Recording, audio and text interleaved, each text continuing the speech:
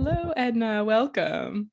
Thank you, Talia. Thanks for having me. Hi. So, could you tell us a little bit about your practice, what you focus in? Absolutely. So I have a private practice with a business partner. So she and I work together in Etobicoke called About Mind Mental Health Clinic. And so we tend to see individuals, couples, and families focusing on relationships, anxiety, depression, and self-esteem. And also what we're going to talk a little bit about today, which is chronic illness and chronic pain management. So, this is interesting, right? Because we think of like chronic pain, chronic illness are physical, not necessarily psychotherapeutic Yeah. problems. How Yeah. did you get into that? Why did that become your focus or an interest of yours? Well, this is a little personal to me, and I think I'm okay to say that also my business partner has some similar sort of background history, medical background history. I've been dealing with my own personal sort of chronic illnesses and pain management, and for a very long time, actually. So I had to figure some things out for myself, and there's a lot that goes into it. We start seeing ourselves differently, and we don't want to accept what is happening, and it changes our entire world, or it can change our entire world. So then where do we go from here, right? So there's so many moving parts when something like that happens to our bodies that it cannot not affect the way we see ourselves. Mm-hmm. Mm-hmm. Yeah, I mean, and then so you started to focus. So we often start with a personal story or a personal connection to a certain condition or concern that people have, and then we might do our own research or think of how we might solve the problem for Yeah. ourselves, and then we end up attracting clients because you accumulate so much knowledge and experience. You end up attracting clients who are suffering in a similar way. That's Um, so true, right? We start relating in a different way, or you become passionate or excited because you've had to experience it. So then you can also see the benefits of some of these practices that you put into place for yourself, right? And see the reward. And then you obviously want to share that with other people. Yeah, I mean, did it feel when you were going through what you're going through, was it hard to find practitioners or people around you that could really identify and empathize with what you were going through? It's hard to do that if you haven't experienced it because it's so all encompassing.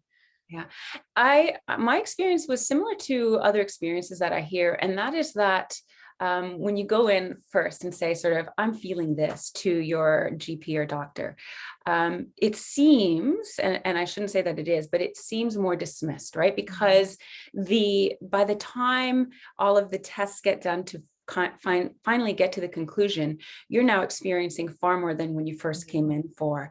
And it's scary. It's absolutely scary. It's, world shattering for your own self because you're in this uncertainty. What do you do now? Where are you? What does your future look like? What does your even present look like with this new information? And for me, it's happened a few times in my life.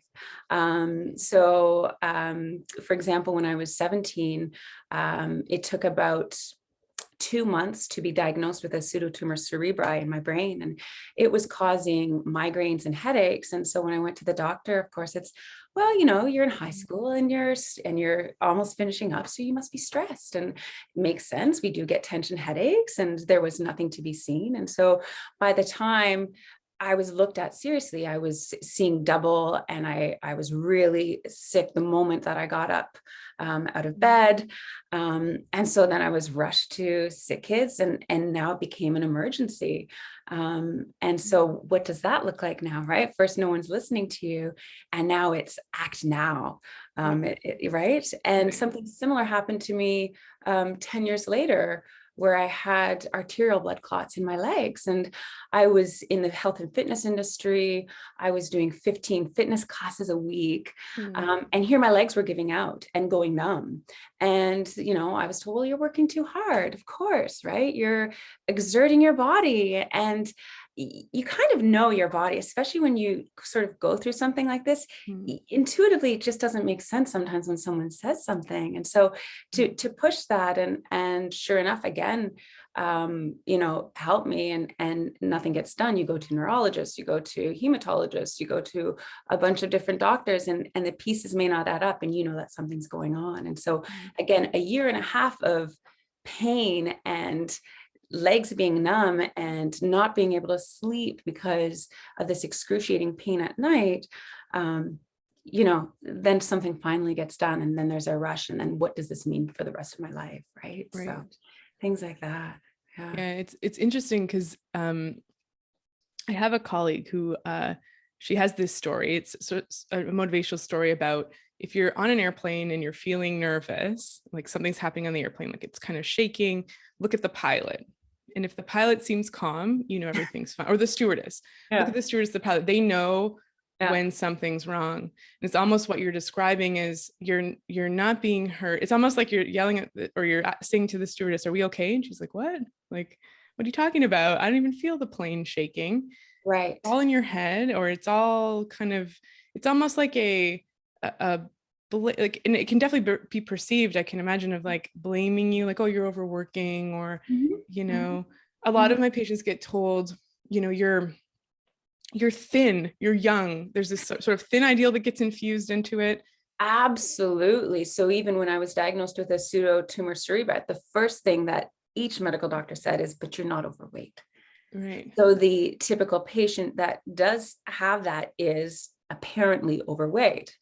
And it's not, I currently have an amazing sort of team of medical doctors that I work with, and I have found a really great crew that know the way I want to sort of approach my medical care and the way I want to approach my body. And so they work with me.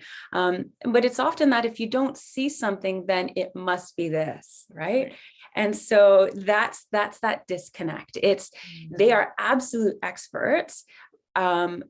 But there's a sort of step-by-step guide for them.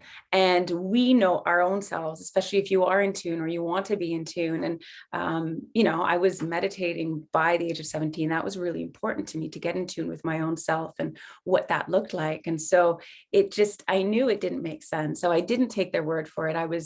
But I wanted to sort of find that connect. Well, if I'm feeling this and you're saying that's just this, that doesn't make sense to me. So I wanted to sort of advocate, that doesn't make sense to me. So what else could it be?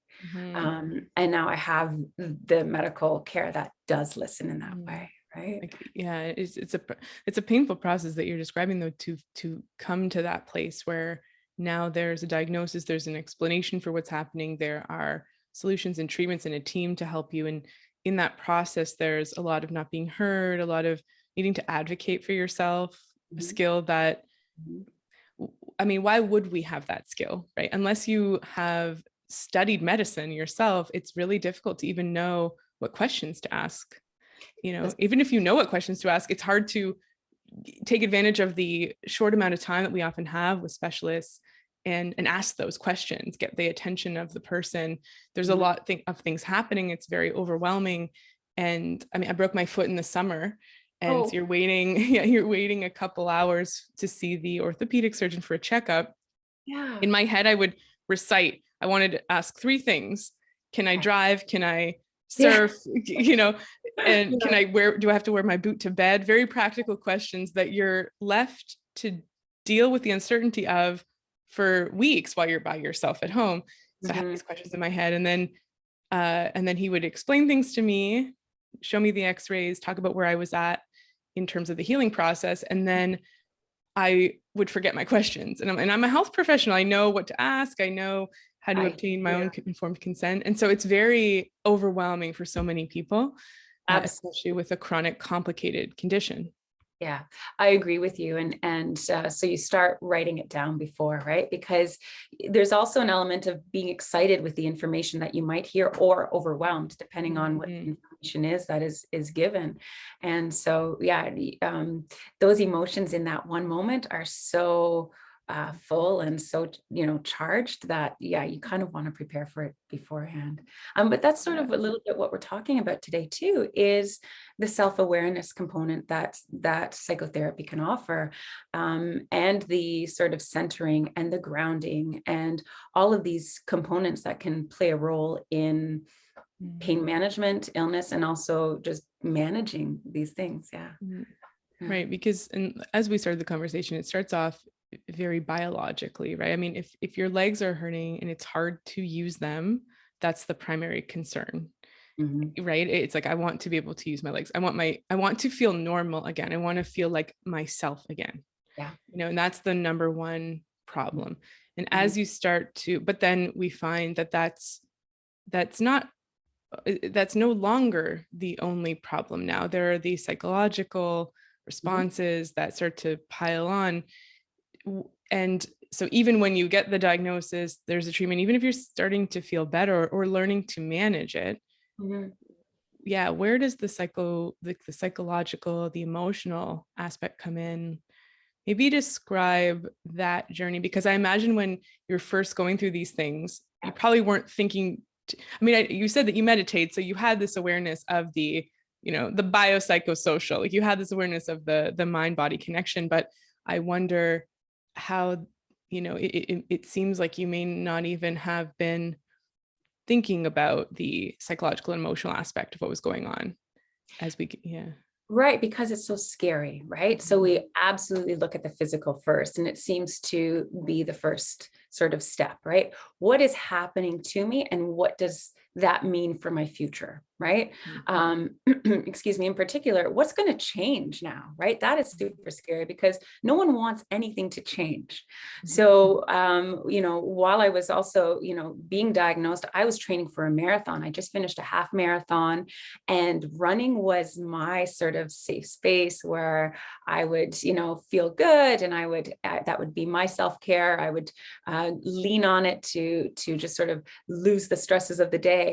And now with this, I couldn't even walk up one flight of stairs without being in excruciating pain. So it was such a difference, and all I wanted to do was do what I always did. And so, yeah, the emotional part, there's so many different steps. First is accepting what is happening, and that sounds so easy, and it is so difficult. Who wants to accept that something is going to change? Who wants to accept that something is going to be different and we're not going to necessarily like it? And so, you want to almost, in particular, when things settle and there is a diagnosis in place, and now you know what you are going to manage, you want to allow yourself to go through almost this grieving process. Right? I don't have the body that I had. I don't have the body that I had. And I would love to have the body that I had. And what does that mean to me? So for me, it meant I had to change my self-care. And of course I didn't want to. I had to change my health goals, right? Running also meant that I was a certain sort of fit, right? So all of these things change. And we're now just talking about, running. For those with Crohn's or colitis, it means I might not be able to get out of the house today. I might not be able to go to a restaurant that, everyone's celebrating someone's birthday at. So there's so many things to take into consideration, and you have to grieve what was. It doesn't mean that you might not get there, but in order to accept where you're at, you have to let go of what was. Even in those moments, like if you suffer from migraines, there might be a grieving process that occurs on a day when you had a different plan and had to stay home instead. Yeah. And and what you're speaking of too, like this complete change in identity. If you're training for a marathon, that's a very different identity than, I don't know if I can get up the stairs. Yeah, absolutely. Yeah. How does, oh, go Mhm. ahead. Sorry, go ahead. Yeah. And there's another element that it feels so lonely. I remember not wanting to, but then having to cancel many plans, and others not understanding that, right? And not understanding the severity, because sometimes there's no, when you're dealing with these things, it doesn't show on the outside, right? When you wear a cast, it shows, right? And you get the courtesy of others, empathy, and understanding. But when it's an internal something that doesn't necessarily show, there isn't that much of an understanding. Or you get things like, oh, well, I thought you were doing better. Or, oh, well, that you're still dealing with that. When is that going to go away? Well, yeah, I think I'd like to know that too, right? Yeah. So there's a lot of that too. Like I would wear my air boot when I broke my foot. I'd wear it even when it was uncomfortable and it changes your gait and you're encouraged to get out of it. The way the bone healing is done these days is that you're supposed to be using your foot and getting back to your normal tasks of daily living as quickly as possible, as long as pain allows. It's very different from the 6-week in a cast type thing. Yeah. But I would put my air boot on when I went outside because people would steer clear of me. They would be accepting of me walking more slowly. And so you're extremely correct, right? If you're sort of trying to cope and nobody sees that struggle because your gait might look normal, it might just be a little bit slowed down. Mm-hmm. You might have ways that you've learned to compensate and to adjust and adapt to certain tasks and things. And no one may witness or notice that effort that goes into that. And there's something to be said about that validation, right? Yeah. To be seen and to be heard and to have some understanding of maybe you're not feeling that great. Maybe you're going through something right now. And it's when you don't get it, it feels so lonely and it feels so hard, right? So with like chronic pain and migraines, it's a perfect example, right? Like with a migraine, you might look completely fine. You might sound completely fine, but the amount of impairment is sometimes insurmountable. Like it's sometimes excruciatingly high, right? And really all you can kind of say to let other people know is I have a migraine. It's very hard to convey it. And we get the sense of how contained we are within our own bodies. Like we can share an experience with people. We can co-regulate with others. We can have these moments when we feel like we're almost this one body, right? If you're laughing with somebody, if you're sharing something with someone, if you have those, you have the same thought or you say the same thing out loud. But with pain and illness, it can feel so singular and so contained in just our own experience and awareness. It's so true. And so what do you do with all of that? Right. If there isn't the outside understanding, if there isn't the, us or seemingly or perceived space for you, then what do you do with all of this? Right. And you want to run away from it too. Like that's just a natural feel. I don't want this. No, thank you. Right. But here I am having to deal with it. No one else it feels like, right? And that's not necessarily the case. But no one else gets it, or no one else is around me is having to now deal with this or manage this in the way that I'm doing.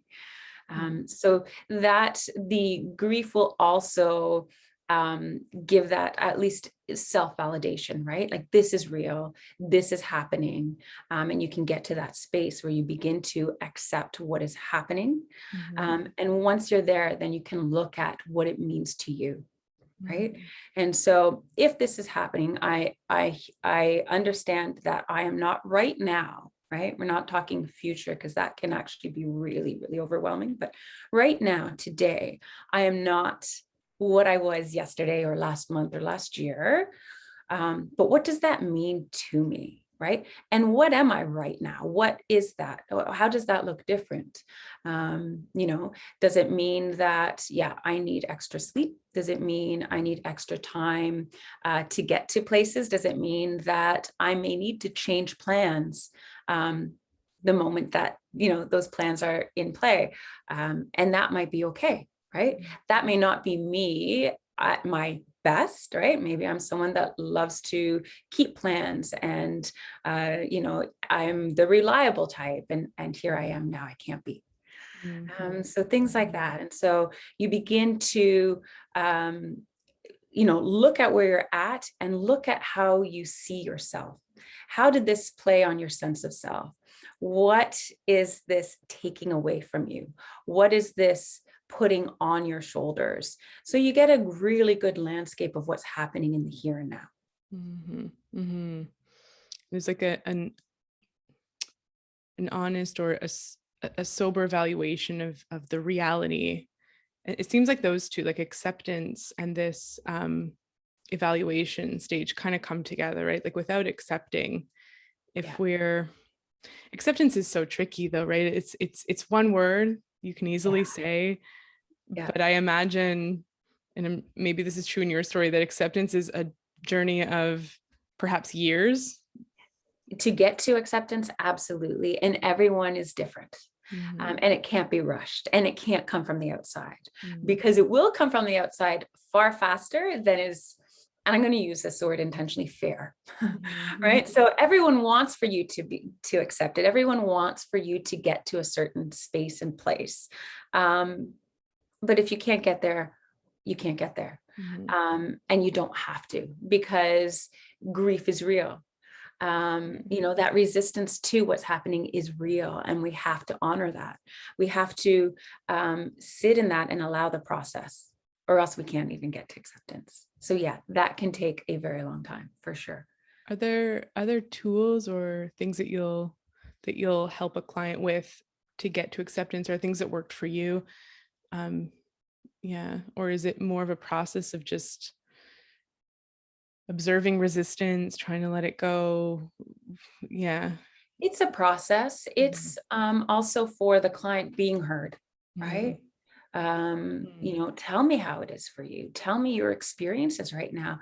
In therapy, you have this space to share what it is. And, you know, it's not for me to say, okay, now let's do this about it. It must be awful. And tell me more. And what does that mean to you, right? How does that feel? What did you used to do?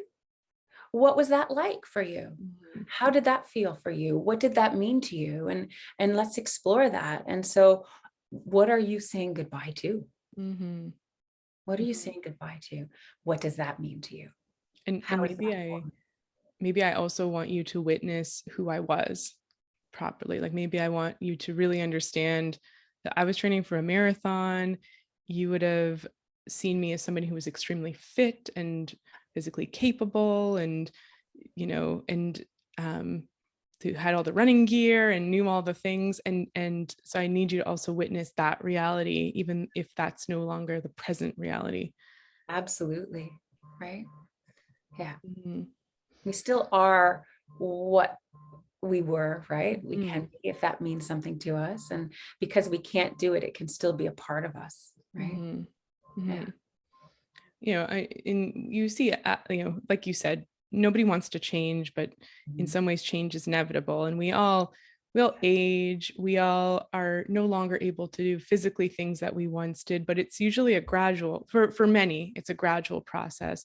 But with chronic pain, chronic illness, it can be a sudden change. And that Mhm. perhaps is really painful, because there's a distinct time and place when identity rapidly changed.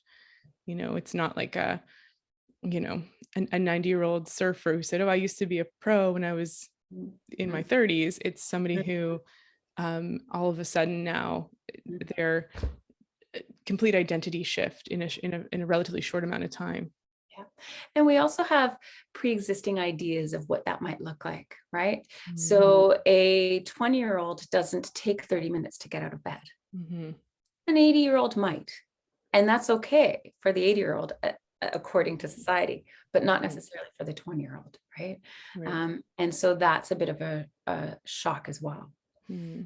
Yeah. So Yeah. getting around these ideals and these ideas and what we want versus where we're at, that takes a long time. Or the shoulds.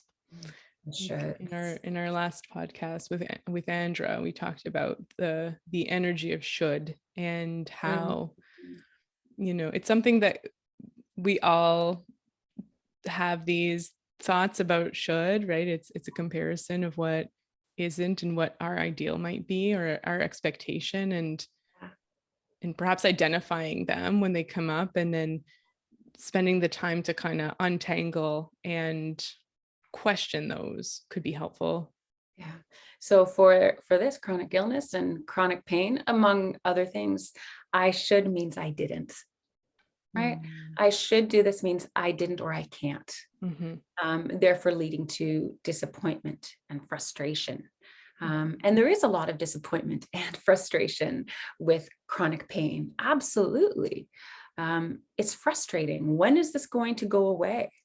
Yeah. Right. And if we're waiting for that, that's even harder. That's even harder. Mm-hmm. Like I can't live again until it's gone. kind of thing. Right. Yeah. Right. And what if that doesn't happen? Mm. What if that doesn't happen? Right. And there's a little bit of a mindfulness component of pulling into the what's going on right now. Mm-hmm. Right. Waiting for, we just spoke about waiting for it to be gone. Another one is sitting in or living with it's never going to get better. We don't know that either. Mm-hmm. Right. So what do we know right now? Right. What do we know right now? What are we working with right now? Mm-hmm. And kind of staying in that. Mm-hmm. Yeah. And so like as we talk, right, it becomes so apparent how important it is to have a psychotherapist or somebody, a counselor who can sit with the emotional and the mental content, because the truth is that even if you have a wonderful team of medical practitioners, specialists, Mhm. their job is to focus on the what, right? What's going wrong? What can we do to fix it? Mhm. What's the prognosis? Not really to bear witness. I mean, if you and the amount of time is also contained, right? And a lot needs to get done in that time. And there's a specific focus and goal. Mhm. And that tends to be our default state when we think of physical care and treating a chronic illness or Mhm. chronic pain. Mhm. And yet there's so many aspects to healing that Yeah. are not addressed. And so I think this is highlighting the need to just help someone with the process of acceptance. Yeah. Yeah. Because And yeah, mhm. I was just going to say that a lot of us will try and work through that, or maybe get some validation from the medical practitioners. And it's not that they're not trained in it, but it's that it's difficult if you're trying to teach somebody, how to walk again or how to take their medication, and then these other elements start to enter into the conversation. Mhm. I can really understand the practitioners need to kind of, okay, let's get back on track and talk about Yeah. the physical. And that can be completely invalidating, right? Although Absolutely. it may not be meant to be invalidating. Yeah. No intention there to invalidate, but absolutely. So you're right. If the focus and the medical practitioner's focus is on the physical, then we got to get to the physical. I think a lot of medical practitioners are coming around to say, there's a lot here. Yeah. So, Yeah. advisable, it seems that they're encouraging more and more to seek therapy when there are these drastic changes in someone's life, Right. to navigate all of that. Because you're right, that can't happen maybe in the, medical room or setting yourself up physically, because there's so much here. And you notice we're going almost from one point to the next, which also happens in the therapy room, because even though there's sort of somewhat steps to it, Right. if I were to lay it out to you, let's say, for example, I would say, well, for chronic pain management and chronic illness, you will have to feel the internal validation and grieve that loss. And then you'll have to become sort of self-aware and learn your internal processes and what that means to you, right? So that would be kind of step 2. And then the third step would be to build from where you're at now. But even though I lay it out like that, you go back and forth a little, right? Because there's so many moving parts that, some awareness may require some more additional grieving in this way, right? At the same time, then building from where you are may start even when the other 2 pieces aren't fully sort of complete, right? Because that building where you are will allow for you to begin to accept more easily as well. Yeah. So we go a little bit back and forth, but the steps where I to line it out would be somewhat loosely, like I mentioned. Yeah, because it all comes at us at once, right? And we don't even know, oh, okay, this is the questions for my medical doctor. I'm going to go hire a therapist to work with to address it's not, we don't experience it necessarily like that. It just comes at us all at once.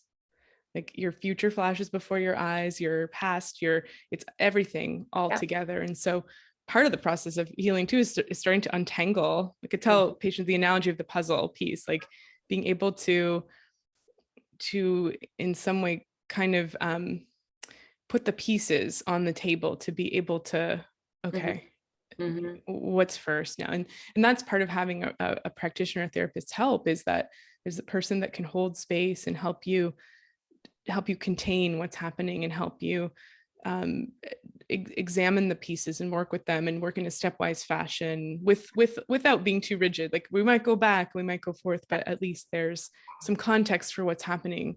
That's right. Yeah. Yeah. Mhm. And while we're doing all that, we want to navigate the anxiety and depressive symptoms that may come along with it all. Right. Yeah. Yeah. Mhm. And so there are, psychotherapeutic tools for that are really helpful. And in particular for pain management, I noticed that mindfulness is quite effective, right? Because everything that we spoke about to this point is a lot, right? Yeah. And so if we were to sort of manifest it in physical form, I like to say it might look like this big, right? Maybe it's this big, maybe it's this big, everything that we sort of shared, right? I'm dealing with this, I'm dealing with the doctors, I have medical appointment after medical appointment. I don't know what this means for me. I've got many questions, right? If we were to create something physical, it might look like this. But then we have so many other thoughts, right? Because this is happening, I'm not going to live the life I want to. And all of a sudden this becomes like this. And then we have another thought, I'll never be the same. And this becomes this. And then we have another thought, something like, I won't be loved the same way because now I'm different. And this becomes this, and it grows. And all of these judgments add on to it, creating more anxiety and more depressive symptoms. Mm-hmm. And so we want to peel those judgments down because it's more than enough that we're dealing with this, right? So we kind of want to contain that. So this has its own other work and element. Yeah. Yeah, I love mindfulness. I mean, in sort of those secular 8-week programs like MBCT, I have training in. So for mindfulness-based cognitive therapy, but then there's also mindfulness-based stress reduction, MBSR. There's always a step of like parsing, like what are our thoughts, what are our beliefs, thoughts, behaviors, body sensations, and emotions. And even just separating that out can give us a little bit of put us in a bit of a witness stance of, oh, okay, I'm having a thought of I'll never be loved the same. Wow. Right. That's something a little bit separate from the physical. I can still validate and acknowledge it, but I don't need to necessarily identify it as a capital T truth. Well, that's exactly it, right? So once we preface it with I'm having a thought, what we're doing is we're saying, these are my thoughts. And that's a lot. But are they facts on the here and now? Is it true that you're not loved? Well, I don't know. I feel like I'm not. I think I'm not. But is that true, right?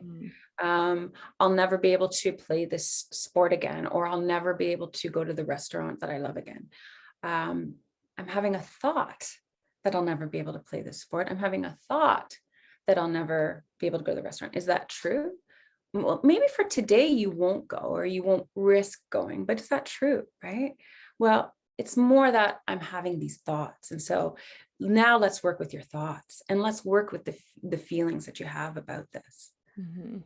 But let's separate it from the truth. Yeah, a little bit, right? Because once we say, I won't, and it feels like truth, that is really hurtful, right? That feels that we get stuck in that. We get really, really stuck in that. And we don't know what to do because that isn't necessarily the truth. So then where do you go with that? Well, let's, as you say, parse it out. Let's pull it out. Let's place it where it really is in our thoughts, right? Let's place our feelings here, right? Let's place our sensations here. And let's look at the facts. What do we have to work with? What is that foundation that we're sitting on? What foundation are our thoughts sitting on? What foundation are our feelings sitting on? What foundation are our sensations sitting on? Okay, yeah. How does it kind of go down, go deeper?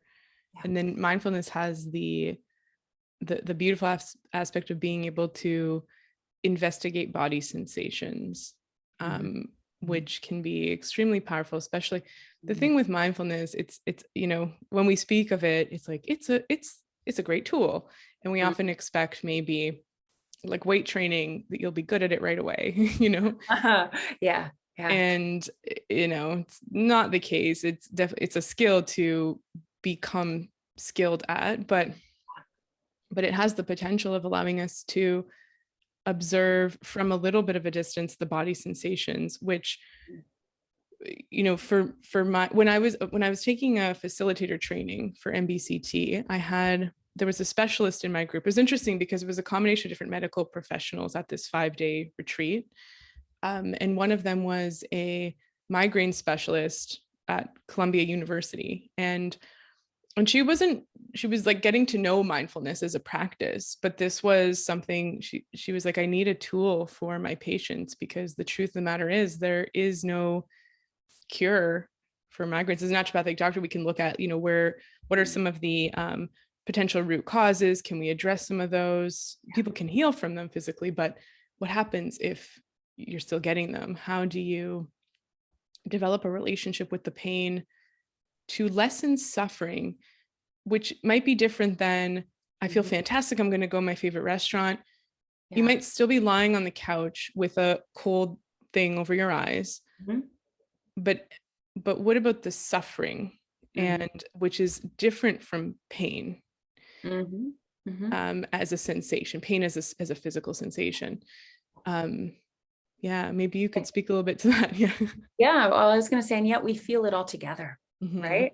And so what often happens is the pain becomes amplified with our anxieties towards the pain. Right. And so similar to the, if we were to contain it here, well, all of our, if we were to sort of, again, manifest our pain, and it would look like this for some, like this on different days as well, right? Like this. Then we have some fears about it. This means that I'm going to have to sit on the couch. And all of a sudden the pain becomes bigger within the fear, because it all gets sort of meshed together, and the overwhelm. And so we're not actually, again, seeing just the sensations. It all feels a lot. It all feels painful, and it all feels overwhelming. So when we, again, take out those judgments and look at the pain, or if we find a way to contain the pain by really going into our sensations and saying, okay, well, where is it, right? How does it feel? For a migraine, where do I really feel it, and go into it? Then we can sort of contain it. It stays there. Whereas I have a migraine, I've had it for, I've suffered all my life with migraines. Here I am again, and it's going to come back. It takes over our entire body. Exactly. Yeah. And more, it goes outside of the body into our environmental sphere. Yeah. And then if you implement, I think I tell this story a lot in my podcast, because it was a very rewiring kind of experience. But I was at a 10-day Vipassana retreat, so a silent meditation retreat, which is extremely, like, part of the practice is to induce pain. It's extremely uncomfortable. You're sitting cross-legged 4 hours on end, in total 12 hours. And there's a point in the process. Have you done one? Have you done? It's on my list. Yeah. I'll wait for my son to get a little older, and when I mean, it's a commitment, because you're essentially MIA for 12 days. But when you're, I mean, part of it is to create physical discomfort.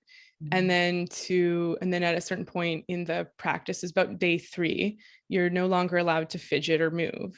You can move your upper body, but hands and legs, like arms and legs, have to be still for hours at a time. Then there's a 10-minute break, then you go back. And so there was this moment when I'm sitting cross-legged, and there's just horrific pain and tension in my body, which is hard to describe, but it felt like I'm ruining my joints. I was in my mind imagining my kneecaps kind of like getting wrecked. Yeah. And like, I'm doing damage to my body. Pain is a signal that you need to adjust your posture. You need to respond to pain. That's what pain's job is.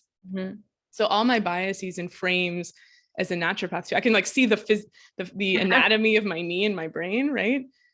And because of this sort of scientific training, it's true. Right. Of course, like it's hard to identify those as mere thoughts. because they're based in so much training and so much worldview. For me, it was like, this is a fact. This isn't even something I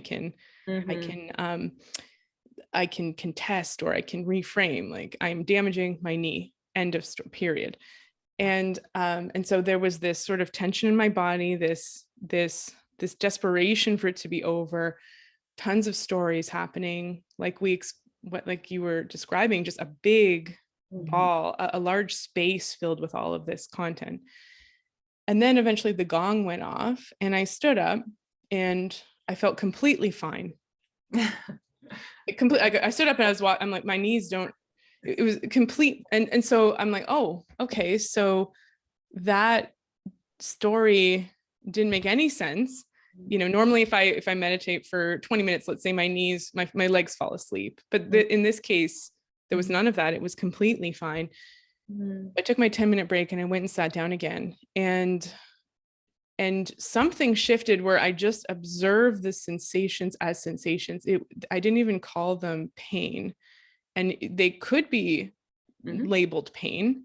They weren't pleasant sensations. There was an intensity there, but to really almost like ride the wave and watch it come, ebb and flow. And again, I'm not saying, maybe my discomfort was a 6 or 7 out of 10. I mean, when it's a 9, when it comes at you, I was in a context of silent meditation, right? There was little input.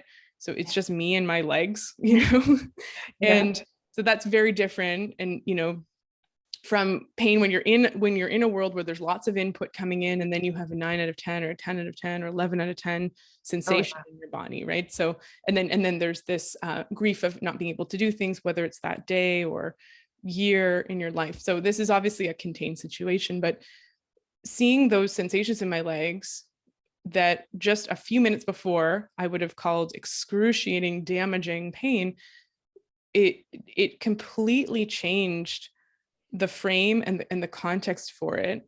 It didn't, I no longer, there was this bracing against that I was experiencing the hour before that was creating, you could feel the tension as you're trying to anticipate when a sensation is going to come and somehow neutralize it, but it creates more tension.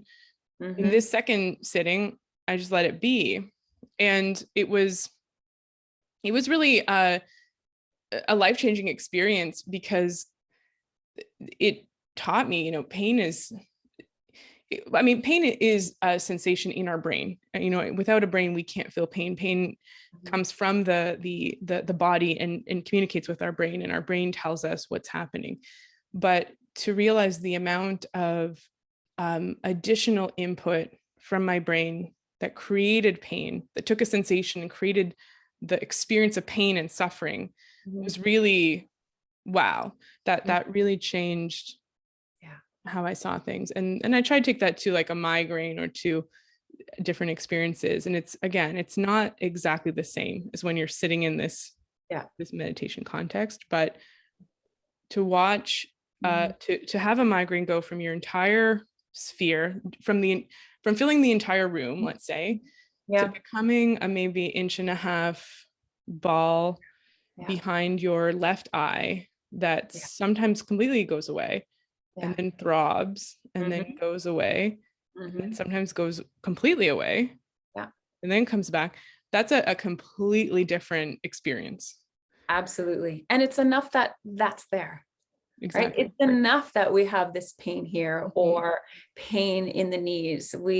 And that's sort of what we work on. We're working to not add to it, right? To not add to it or strip away what our minds have added onto the actual pain or illness.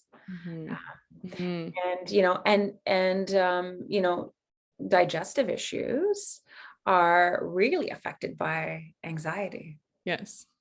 And so if we're talking Crohn's, colitis, IBS,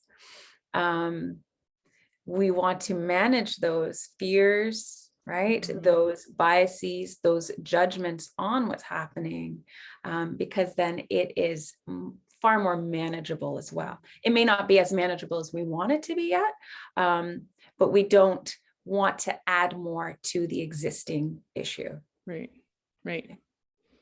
And it's hard in our language to describe it, because when we say, like, I'm even sort of, thinking what a patient might say, or Mhm. what how even I might. So I have Crohn's, let's say, and I recognize that my stress and anxiety is Mhm.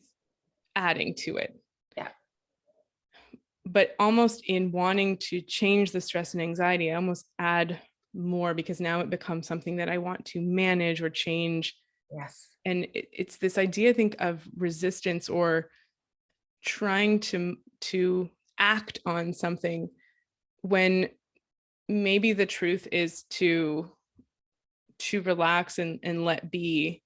Yeah. And because to think about my stress is contributing to my Crohn's adds more stress. you know It does. Mhm. Also, to try to relax adds more stress. So rather than sort of Yes. adding on another element of wanting to manage, we first want to sort of strip away, right? We want to strip away the already existing fears. We want to strip away the stress. So that looks different than trying to manage the stress, Yes. right?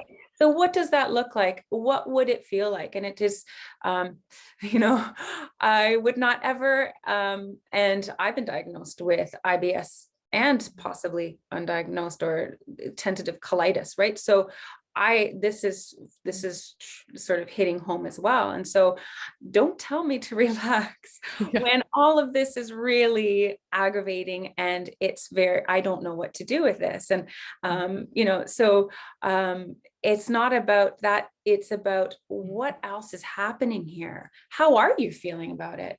Wow. Right. So, and then when you feel that, what does that do? Right. Mhm. So you're really outlining, well, when I do get scared, then I'm definitely not leaving the house in the morning. Right. Right. Things like Right. that. And so, oh, okay. So what does that look like? And when you are able to leave the house, what does that look like? And how can you get there? So you're working with the individual, you're working with all of these things, but absolutely you're not adding something on or saying that you need to get to a certain place. Right. Right. Mhm. So the goal, more than, not being anxious, is to work with where the individual is at, what they've got going, and what would be more helpful. Do you Mhm. sort of see the difference? It's almost like Mhm. we're stripping away instead of adding on. Mhm. If pressure, stress, anxiety, fear has aggravated the existing issue, we most definitely want to keep away from adding any more stress, anxiety, fear, right? Yeah. Yeah. That's a good way. It's hard with language, and this is why we have long sessions, hold space, because it becomes easier to convey these concepts, because through language it's difficult to stress can aggravate your Crohn's, and it's like a lot of people will hear that, read that, I gotta focus, I gotta fix Ah, my stress that crazy. yeah. And it's, and so to really frame and model Mhm. and teach what we're actually talking about, which And is, yeah. sorry, I cut you off, but No, no, go ahead. it also sometimes creates blame, Right. excuse me, right? Yes. Um, I'm doing this to myself. I can't be, I don't want this, right? Mhm. How am I doing this? I don't want to do this to myself. And well, you're not. It's Mhm. your body's response, your thought response to the situation. Mhm. Okay. So let's look at that response and if can we find a more helpful response Mhm. after a lot of acceptance, of course, right? Yeah. But Yeah. there's no blame here. You're not doing this to yourself. You're also not creating it. There is an Mhm. existing issue. So again, we don't want to invalidate, right? Mhm. It's not because you were stressed that this is happening. Mhm. This has happened. These stress may aggravate it. So we're going to work with both. We're going Mhm. to look at both and where are we with each? And now Right. how do they work together, right? Yeah. So really sort of, again, pulling apart and seeing all these moving parts for what they are. Yeah. And this is maybe is a good time to move, because on the one hand, it something has happened to us. We are a victim of circumstance, and we didn't choose what's happening. And then on the other hand, or maybe not even on the other hand, but part of that, and there's a it's helpful and probably preferable to step into some sort of empowered stance around whether that be, all of the stages that you described, right? Acceptance is a bit of an active stance. Again, active, right? It has this very like goal driven, like I'm going to fix it. But it requires an attitude and a choice. So back to this idea of choice, like from the last podcast.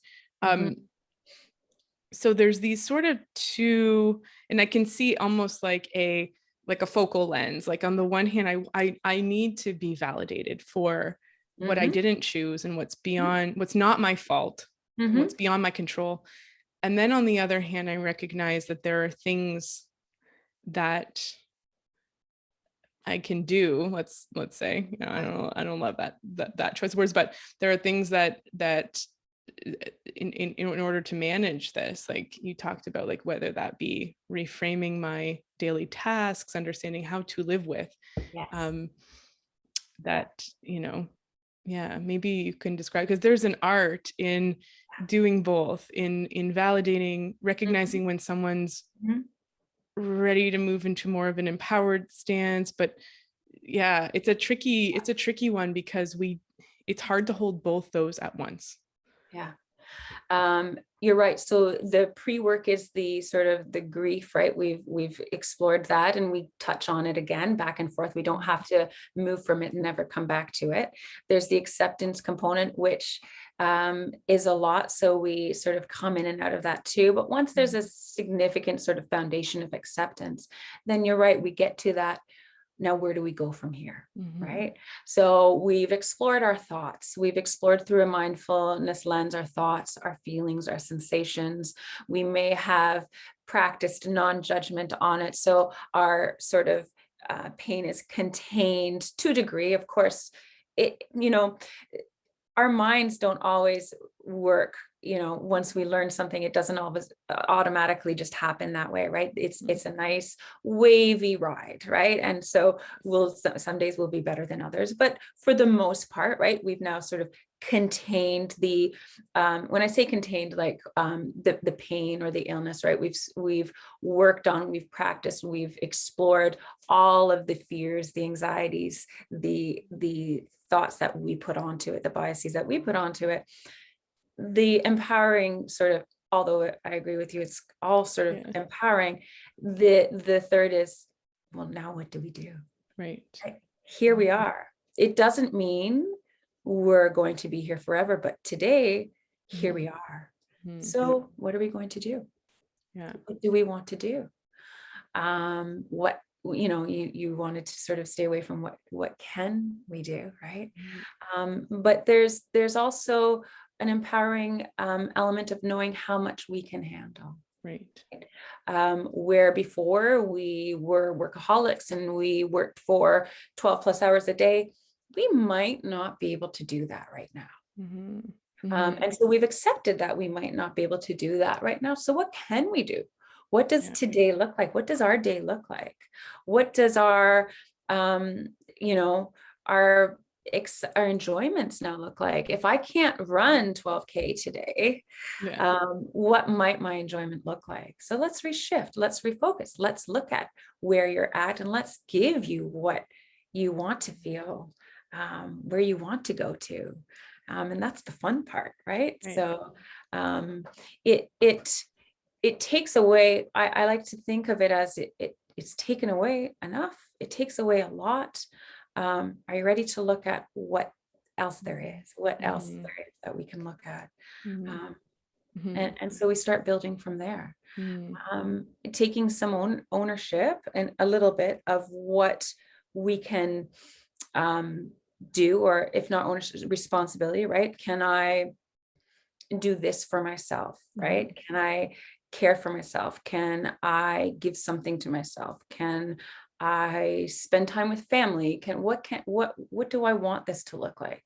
Right. And start taking control of what we have control over.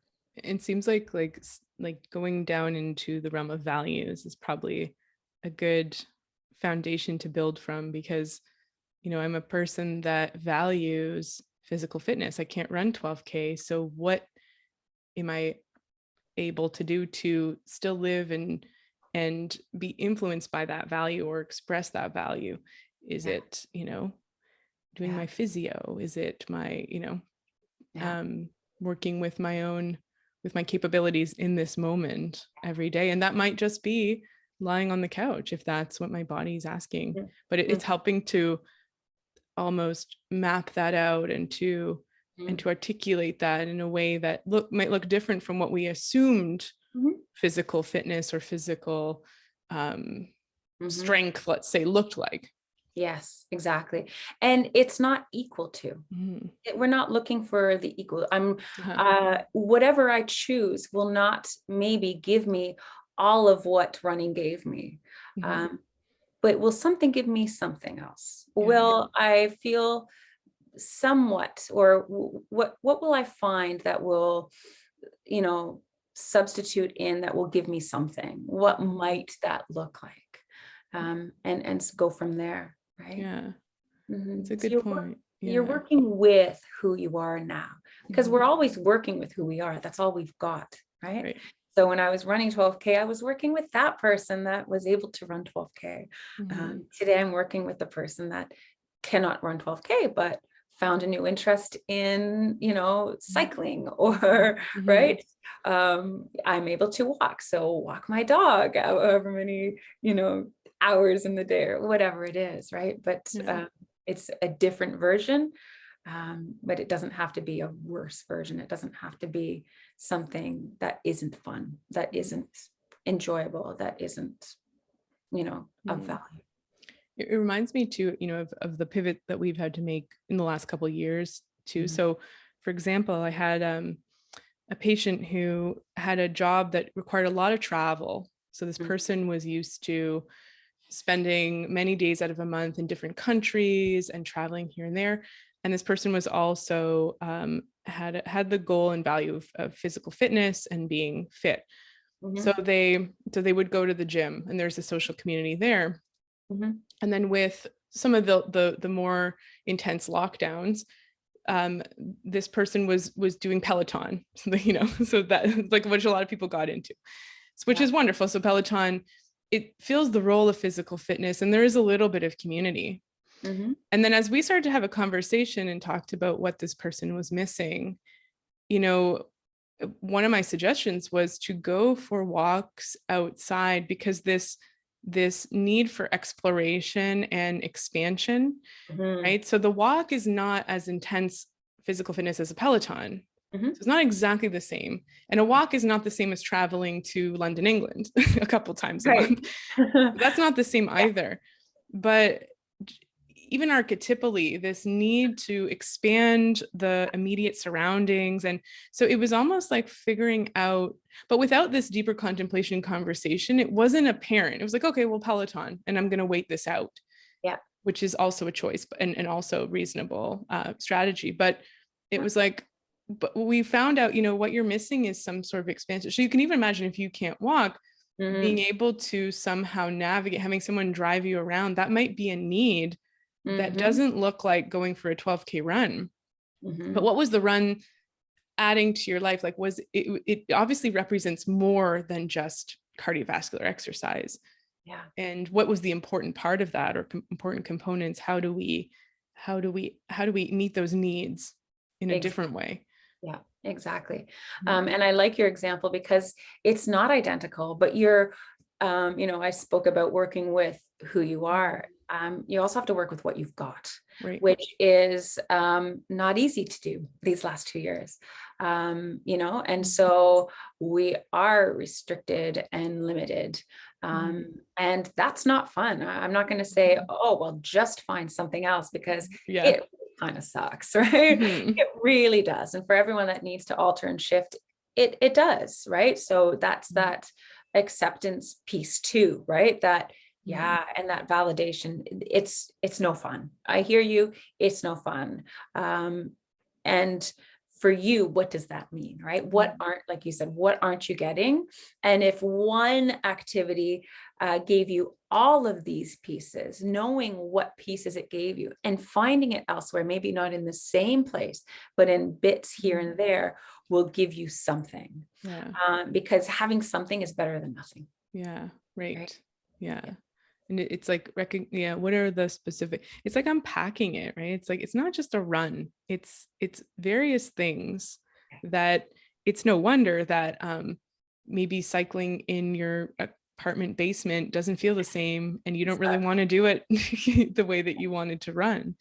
So having some being able to reframe it as like, let's it's not just a one-to-one replacement. There's other things that other needs that need to be met potentially, and how can we meet those? Yeah. And you also spoke, like, in these three categories, these three steps, I can imagine too, maybe on a first encounter, you're like, okay, we're gonna, in your mind as a therapist, you're thinking, okay, we're working with validation acceptance, and that's happening.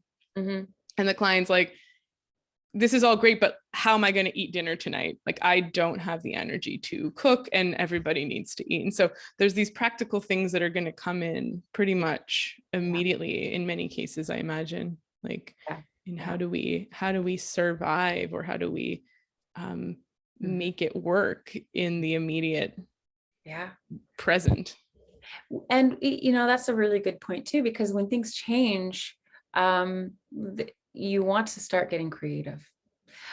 We get stuck in what we can't do, right? So I need to eat, or I used to be able to cook for myself. I can't cook right now. I can't cook. I'm hungry and I can't cook. And we get stuck in that, right? I hear you.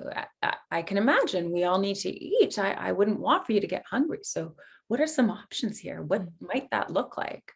And listing them out. We're starting to, solution focus. We're starting to brainstorm. What are some other options here? Because in the end, eating is good, right? And so what might that look like? And it's not about finding it for the rest of your life. It's finding it now. Yeah. Right? How do you get dinner done? Like, what are you eating tonight? Like, let's maybe focus on that. Because tomorrow we don't yet know, especially again, pulling back to chronic illness and chronic pain. We don't know yet how we're going to wake up. Right? We don't know how much energy. I'm not sure if you're familiar with the Spoonies theory. I think maybe if we go into it. Yeah. So with chronic illness and chronic pain, we talk about spoons and seeing our energy reserves as spoons, right? Spoonfuls. Some days we wake up and we have sort of 3 spoonfuls of energy. And you can kind of get used to it when you're living with this, right? Some days it's 1 spoonful, some days it's 5. And so on the 5 days, I'm feeling good. I'm feeling energy. And I feel like I can give, I feel like I can go out to lunch with my friend. I feel like I can get these 2 tasks done. And I feel like I can probably finish this much homework, right? So there's my sort of 5 spoons. On a 2-day spoon, I won't be able to do the same thing. And that's okay. That's okay. So I'm going to choose to go out with my friend and get this homework done, right? And that's good. Now I'm working again with who I am. And so I can't remember why I brought up this. But it's a good thing, because one thing that's very common, especially in fibromyalgia, is that the energy reserves, the spoons, I love the analogy, changes. And often what happens is, if you typically need 5 spoons in a normal day, and you've had a run of 2 or 3, there's a discrepancy. And so on the 5 spoon day, what many patients, which is a completely sensical response, is to spend 10, because we want to make up for the leftover or the missing things that hadn't gotten done. So there'll be often this overextension. And so there is a practice of having someone journal their energy and their activities to understand, is overspending spoons contributing? Again, not blaming, but let's look at the relationship to waking up the next morning with only 2 spoons or negative spoons. Or negative sometimes spoons, happens. right? Suffering for days after overuse. And Because there a crash that happens is because Absolutely. we really want to just feel good again. So when you get 5 spoons, you're like, I'm back. Let's Yeah. just go back. Let's make Yeah. up for everything I've missed out on. Until you realize, and that's the learning process, that it really is 5 Mhm. spoons. Right. And I'm refraining from using the word just, because 5 spoons is great. 5 spoons is 5 spoons, Yeah. right? But it's not 10, Yeah. and it's not 2, Mhm. right? So you're really working with that many. Yeah. And how do you, honor that in a sense and Yeah. respect that. And again, it's that should, it's like it should be 10, should be 5. Well, Yeah. that's there's something to, I haven't really looked at this from the perspective of chronic pain, chronic illness, but from the perspective of mental health is, I think it's I forget his name. It's Guy Ritchie, is that? I don't know. He's a psychotherapist, psychologist, and he has a book called Emotional First Aid, and he talks Okay. about writing a have done list versus a to-do list to honor, because when we're looking from a should perspective, right? Like, here's my to-do list. There's 15 items on it. I got done 3. Then it's very hard to feel successful Yeah. from that perspective. But if there's a have done list, we honor, and not even from the aspect of like, let's look at what I did, but to honor achievements, or almost to reflect on things that were done or were accomplished, or even if it's I watch 4 episodes of whatever on Netflix, there's some sort of honoring of I invested energy and then we have an opportunity to reflect on what we might have got out of that, whether that was rest or a break, or oh, I actually really enjoyed those episodes, like it gave me an escape, it gave me some entertainment. And so even that, maybe it's not writing a list, but having a frame like that of, let's actually honor what I did do, you know. I think that's really powerful, and it's coming into one of my favorite words, which is intentional. Right. So I'm choosing to watch TV. Who said who said TV was bad, right? Yeah. What's wrong with Yeah. TV? Well, I'm choosing to watch TV, and this is what I'm going to get out of it, hopefully, right? I intend to allow my body to rest. I intend to recover and recuperate from the long day, and I intend to spend time with family while I watch, right? There's intention there with watching TV. And so I like to sort of think of it that way with everything that we do, right? So you get to decide and choose what is, good or bad, if there is such a thing, with these activities, rather than, saying, we often say I did nothing, right? If we're watching TV, but that might not be true. Maybe you're watching TV, and maybe you're, if you feel like TV isn't productive or isn't healthy, then you're going to see it as wrong or bad. And that might not be the case when we shift the intention, right? And start really deciding what it is that we want to do. Yeah. It's like, wasting time is an interesting phrase, because we've spent it. We were there when the time was going by. It's not like wasting food where nobody interacts or benefits from whatever got thrown away. So there is an intention, there is a benefit, there's something we derived from it. Even if you're just lying there staring at the ceiling, there's something happening. There's a choice and a benefit. I think when we say wasting time, there is an implied I should have been doing something else. And it might be helpful to investigate that and to actually question if that's true, right? Okay, I should have been doing laundry. Well, there was an internal pro con evaluation, and based on what we were able to do, and maybe what we needed. So maybe you shouldn't have been doing laundry. Maybe you should have been watching Money Heist. Right. Our relationship with time is very interesting, and we could, talk about this for a whole nother session, because time is going to come and go, right? It's what are we doing within that really causes us such sort of issues, whether it's guilt or frustration or right. And I remember being young and thinking time flies quickly. Yeah. And at that time, everyone older than myself was saying that it just gets faster and faster. And isn't that ever true, right?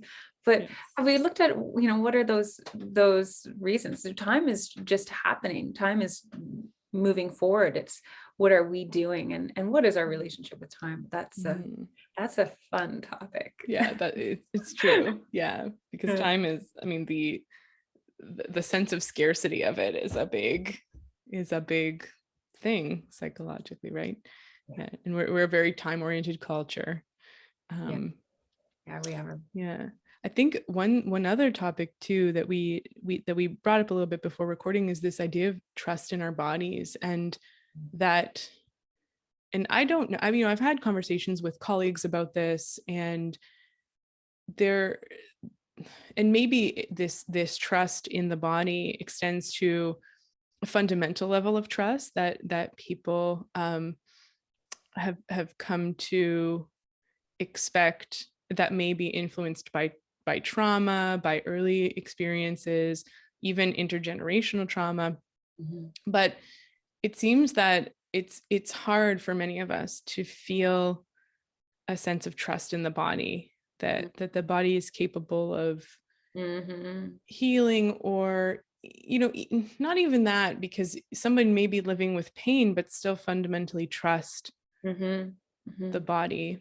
I don't know if I'm articulating that properly, right? Because it's a very abstract thing, It is. And what comes to mind, and you and I have had a very brief conversation before about Michael Singer, and I'm just listening to Michael Singer right now. And he's coming up a lot recently. Got to reread him. It's The Untethered stuff, Soul. right? The surrender experiment is really something. But so I'm listening to him, and he is talking about the same, drawing attention to, and we've heard this before, but we often don't think of it, is that our heart is beating without us actually being intentional to ensure that it beats. And our digestive system is happening without our intention to say, okay, digest this and get those enzymes going. There's so many things that are happening internally that is happening without our conscious awareness to it. So we're not controlling any of it, and yet it's happening, and it's keeping us alive. And so you're right. And can we trust that a little, right? Can we trust some of those things that are happening? And in addition to that, then can we, self-awareness is quite powerful too. And so can we start really drawing awareness to our sensations in our body, how we feel within our body? Can we start to really get to know our bodies so that we can trust it as well, and really get in tune with what's happening? And work with that. And I think there's some power in that too. And I'll go back to sort of how we were speaking when I introduced sort of my journey, I guess a little bit of my journey anyway with the medical field, is that you're telling me that it must be stress, but this doesn't feel like the stress that I'm used to. So something is off. And what is that? And we can only know that when we really do draw awareness. And there's nothing scary about our body. Draw awareness and become in tune with what exactly is happening as best we can. In addition to those things that happen that we don't feel, such as digestion and that type of thing, right? Yeah, like I remember maybe it was like grade 10 or something in biology class. I remember being like, imagine if I was responsible for remembering to breathe every time I needed oxygen. Good thing my body doesn't. There's something else I'll say sometimes, like our body doesn't necessarily trust us. If you hold your breath too long, you pass out, so that you are forced to breathe because your body's like, this person's not in control. Thank you. Right. Yeah, it is true. And maybe that's that. I mean, there's many reasons why mindfulness focuses on the breath, especially when you're learning it. But one of the realizations is that it's happening without, and one of the first things that when you're practicing mindfulness and focusing on the breath, one of the first things we do is try and take hold of the breath, put your hand on it and try and make it happen. And then part of that is, let's just let it And it's, again, it just let your body breathe on its own is it doesn't necessarily have instructions with it on how to do that, but you start to feel into and learn how that is, and that actually, I don't need to be watching my breath for it to happen. You're right. Um, You're right. Right. With mindfulness meditation, we're observing the breath. We're not exactly. controlling the breath. It's happening. Now we're actually observing what that feels like to us, right? And not only just in our chest, right? When we think of breath, we go to the chest, but how does it feel when it goes through our nose? And what does it feel like? Is it a cool sensation? Then what does it do after that? And how does it get down into, how does that breath, how does the air move into our lungs? Like there's so many more sensations that we take for granted, or we don't like to sort of look at. So what does that breath really feel like? Yeah. And then, even with anxiety and panic, it's interesting, right? Because our breath and our heart rate will change. And it's, when you're running, you expect your heart rate to change if it doesn't, then that's scary. So you want it to get faster to help you run. But when it's just happening while you're sitting, it's very scary, right? Maybe that also builds in a distrust or a sense of being at the mercy of our physical sensations and our physiology, which is in some ways true. But yeah, I really like the application of mindfulness to start to roll with what's happening physically, and to know that our body ultimately is in some way in the driver's seat for a lot of these life preserving mechanisms that we need, that we're not consciously making sure our liver is working properly, that's an impossibility. There's a sense of deferring and outsourcing your liver's function to whatever consciousness makes your liver work, and that we can't control it, that it's interesting to look at. But but it's difficult. I think a big part of naturopathic medicine, we have that one of our principles is the vis medicatrix naturae, the healing power of nature. The idea that nature's got some sort of order or some sort of blueprint that it's following, and that if we align ourselves with that blueprint, then we experience health. And it doesn't mean running 12K every day. Health could still be in the context of chronic disease, right? It could be in the context of palliative care. Can somebody heal while they're, in a hospice? I mean, I think so, right? There's different layers as we've been speaking of, to healing. And there's different processes in the healing process depending on life stage, right? Are there things that need to heal, or that someone wants to heal if they have a month to live? It doesn't necessarily mean that their physical body is cured and they're going to be like a 20-year-old. But healing and being in alignment with nature's blueprint, it seems like it begs a certain amount of trust and a certain amount of recognition that there's a flow to things. And I know it's kind of metaphysical, right? And it's a certain worldview, right? It's a certain belief system, right? This sense of like this holism, this holistic worldview. But it might be a useful frame. And the thing with mindfulness is that it doesn't necessarily require someone to take on a worldview. It's an experience that you have in observation. Absolutely. A significant portion of mindfulness is non-judgment, right? And so we're not judging anything, right? We are taking it as it is, right? And so whatever that is, what our thoughts are, we're taking as is. What our feelings are, we're taking as is. What the environment is, we're taking as is. So yeah, it lends itself to a lot of things. And the power of that is that in every moment, we do want as much information as we can get. That's empowering, because then we can do something with that. And so mindfulness allows us to have all of that information. In this moment, I have thoughts. In this moment, I have feelings. In this moment, I have body sensations. In every moment. Sometimes we don't draw awareness to that, but it's still happening. It's still there. And then there's this moment that continues to unfold, right? So what does that look like? And mindfulness allows us to see all of that information in front of us. I think, what is it that John Kabat-Zinn says? This quote's floating in my mind, but it's not fully formed. I think he says, in every moment, there's more right with you than wrong with you. Which, to me, if I think of that quote and I think of our conversation, it's like, yeah, I mean, even if I'm experiencing a horrific migraine, or I'm experiencing intense grief and loss, or a very stressful circumstance, my heart's still beating, I'm still breathing, most of my cells, the vast majority, are still functioning as they properly or healthfully. All these organs are working. The floor that I'm sitting on is stable. My chair has all four legs. So there's a lot happening, but it's a survival tendency. It's human nature to focus on the things that are wrong, right? Because this is a survival need. If a tiger's chasing me, not so helpful to focus on how my breath is happening. Like, I got to get away from the tiger. When things become chronic, it becomes a different story, because there's this question of how to live with, whether that be in the next 30 minutes or in the next 30 years.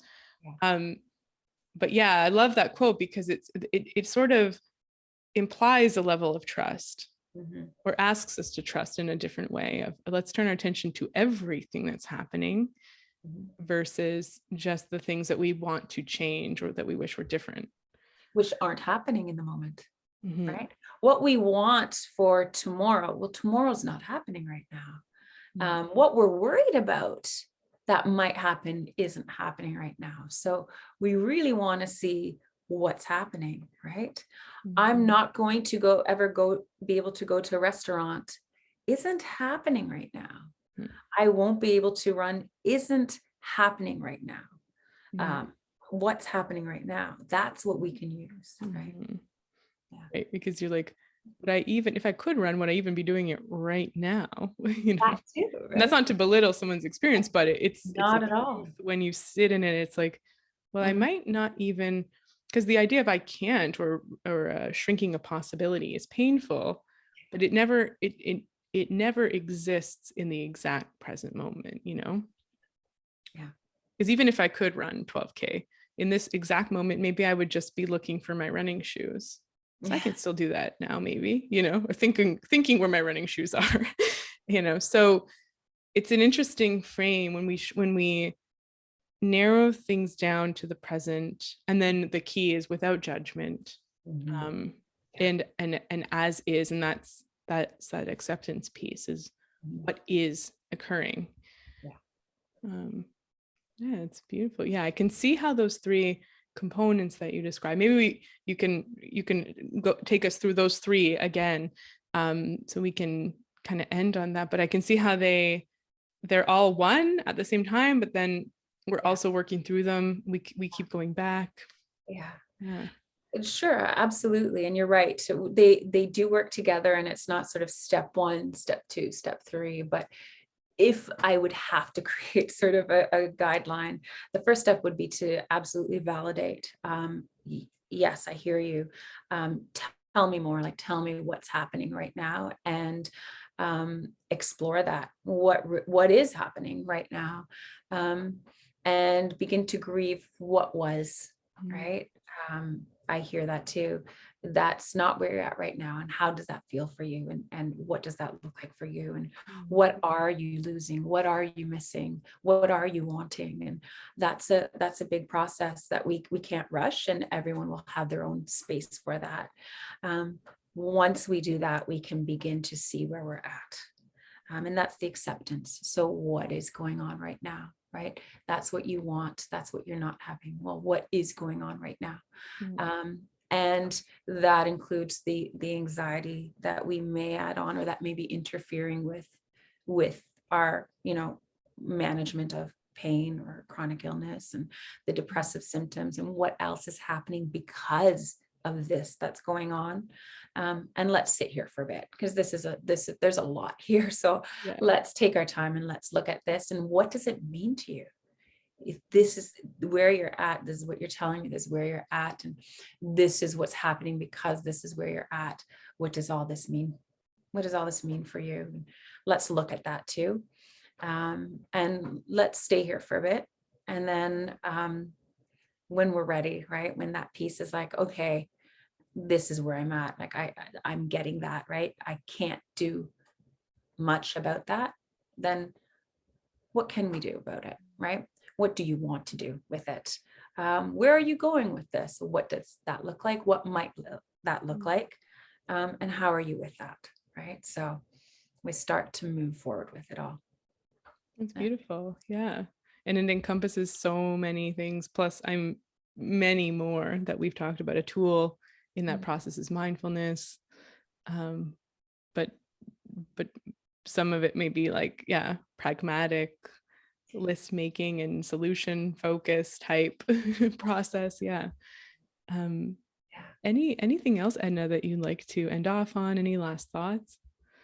There's nothing that comes to mind, but if I may say so, and I think it's evident in what we've been speaking about, it's a complex process, and so we want to treat it as a complex process. It's not a one size fits all solution. It is working with the client. Every client, every individual, every person is going to process things different, is going to feel things differently, is going to think things differently. So I want to know, and I care about where you're at, what that looks like, and I want to know that. So it's complex, and we want to treat it as that. And it's not easy. It's absolutely not easy, but there might be something we can do. There might be. And it's not so much a prescription or it's not a 5-session package deal. It's a process that is meeting someone's needs and exploring what those needs might even be.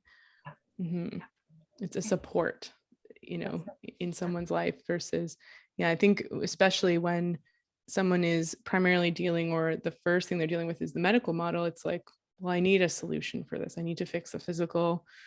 Okay, I'll go to psychotherapist to fix the mental and emotional. And it's like, well, we're not fixing anything. We're in a dance or in a process. And like we also talked about, healing is not just something is gone back to normal. So even exploring what does healing look like is its own thing, Yeah. Thank you. And is there anywhere people can find you? Where can they find you? Well, they can look up the website aboutmind.ca. About Mind? Yeah, okay. We'll put it in the show notes. We're in Etobicoke, so Islington and Dundas area, and we can sort of put up, I guess, the website, and that's where I am. Beautiful. Thank you so much for talking to me. Thanks for having me.